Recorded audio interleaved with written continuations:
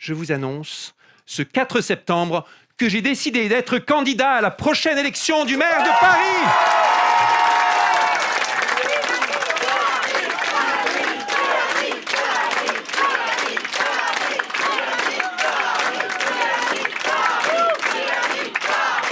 Avant l'été, j'ai participé à un processus de désignation dont j'ai pu constater l'inadaptation pour faire éclore les projets, pour laisser s'exprimer l'indispensable liberté. J'ai pu mesurer les limites du fonctionnement d'appareils politiques que nous dénoncions il y a peu. Vous m'avez aussi dit que nous aimons un Paris où chacun peut vivre, mais que nous redoutons le Paris qui fait fuir les familles, les plus modestes, les classes moyennes, par l'explosion des loyers et du coût de l'immobilier.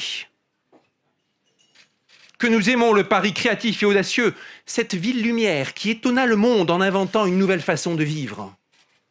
Mais pas le Paris musée qui perd sa vitalité, qui a tant de mal à s'approprier les nouvelles technologies et les nouveaux usages.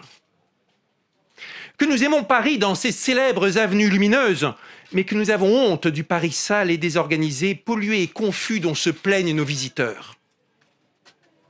Que nous aimons Paris dans sa musique et sa vivacité, mais que nous sommes fatigués des agressions, du stress et du bruit qui viennent ajouter à notre époque tendue. Nous sommes fiers du Paris de la COP21, mais nous ne le reconnaissons pas dans le Paris du quotidien.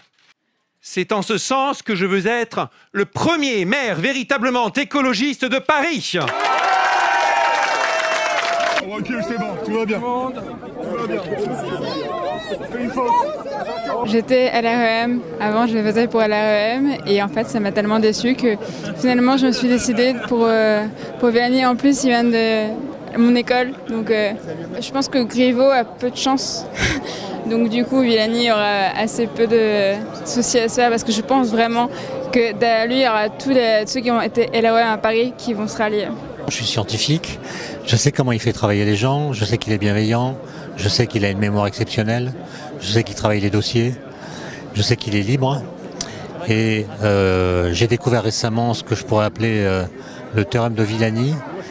Quand on prend quelqu'un de très intelligent pour une andouille, la probabilité qu'il se rende compte est non nulle. Ce qu'il représente un courant d'air frais. Il est en total décalage. Je ne dis pas qu'il est marginal comme pense le. Il est en total décalage avec le personnel politique habituel. Vous pensez qu'il peut gagner? Bien sûr. Il a toutes ses chances, sinon il ne se présenterait pas. Voilà, vous n'avez pas vu l'effervescence qu'il y a autour de lui, l'engouement qu'il y a autour de sa candidature.